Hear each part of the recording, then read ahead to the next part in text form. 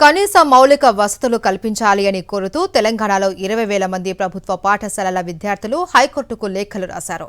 ఖాళీగా ఉన్న ఉపాధ్యాయ పోస్టులను వెంటనే భర్తీ చేయాలి అని విజ్ఞప్తి చేశారు. తాగునీరు, మరుగుదొడ్లు, ల్యాబ్లు, లైబ్రరీలు లేక ఇబ్బందులు పడుతూ ఉన్నామని ఆవేదన వ్యక్తం చేశారు. ప్రభుత్వ పాఠశాలల్లో నాణ్యమైన విద్య అందేలా చర్యలు తీసుకోవాలి అని హైకోర్టును కోరారు. విద్యార్థులు ఈ సమస్యలన్నింటిపై హైకోర్టు ప్రధాన న్యాయమూర్తికి ఉత్తరాలు రాశారు. దీన్ని న్యాయస్థానం సుమోటోగా తీసుకోవాలి అని డయల్ యువర్ విలేజ్ ఎన్జీఓ, అలాగే Vande Mataram foundation, people pulse, బాలల హక్కుల పరిరక్షణ వేదిక సంస్థల సభ్యులు విజ్ఞప్తి చేస్తున్నారు. ఎన్నో ప్రభుత్వ పాఠశాలలు దయనీయ పరిస్థితుల్లో ఉన్నాయన్నారు.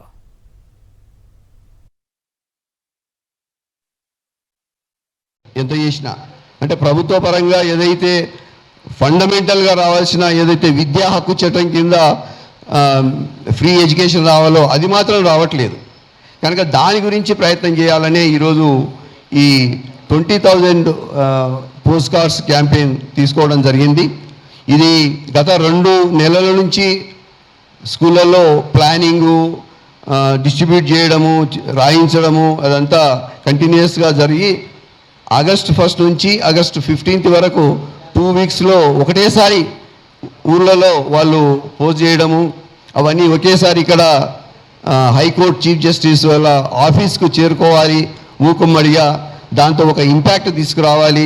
సాధారణంగా ఏదైనా ప్రజలకు ఉపయోగపడేది, ప్రజలకు అత్యంత అవసరమైనది ఏదైనా వాళ్ళ దృష్టికి వస్తే వాళ్ళు పబ్లిక్ ఇంట్రెస్ట్ లిటిగేషన్ కింద తీసుకొని దాని మీద డైరెక్షన్ ఇచ్చే అవకాశం ఉంది. ఇంతకుముందు అనేక సార్లు ఆ విధంగా జరిగింది. ప్రభుత్వాన్ని అవసరమైనప్పుడు నిర్దేశించే ఒక హక్కు లేదా బాధ్యత జ్యుడిషియరీ సిస్టమ్కు ఉన్నది.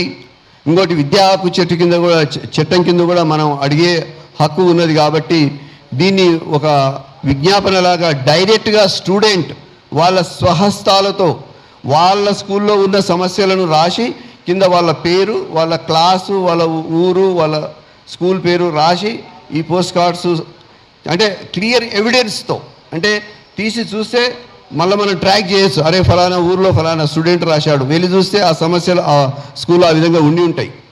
ఈ విధంగా ఒక స్పష్టమైన లక్ష్యంతోన ఈ పోస్ట్ కార్డు క్యాంపెయిన్ చేయడం జరిగింది. Teacher student ratio national average కంటే బాగుంది. టీచర్లకు జీతాలు తక్కువ ఉన్నాయంటే లేవు. ఒకప్పటితో కంపేర్ చేసి చూస్తే టీచర్లకు జీతాలు కూడా బాగానే ఉన్నాయి. ఆ లెక్కన ఒక్కొక్క స్టూడెంట్ మీద ప్రభుత్వం వెచ్చిస్తున్నది లక్షల రూపాయలు ఉంది.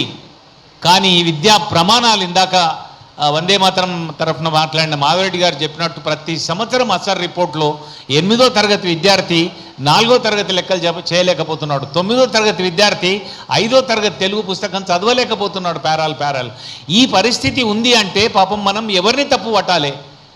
వసతులు కల్పించకుండా, విద్యా ప్రమాణాలు చూసుకోకుండా పాఠశాలల్ని నిర్వహిస్తున్న ప్రభుత్వం బాధ్యత కనుక ఈ ప్రభుత్వాన్ని న్యాయస్థానమే హెచ్చరించి తగు ఆదేశాలు ఇవ్వాలి.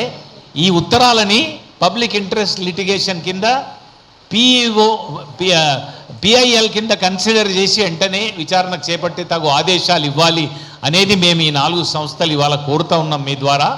ఒకవేళ వాళ్ళు స్పందించకుంటే అనే ప్రశ్న రావచ్చు. వస్తే ఇందాక మిత్రుడు చెప్పినట్టుగా లీగల్ కోర్స్ కోసం మేము ప్రత్యేకంగా పిటిషన్ వేసి ఈ ఉత్తరాల అంశాన్ని కూడా ఒక ప్రాతిపదికగా మేము ఆ పిటిషన్లో పేర్కొని న్యాయస్థానాన్ని జోక్యం చేసుకోవాల్సిందిగా కోరాల్సి వస్తుంది.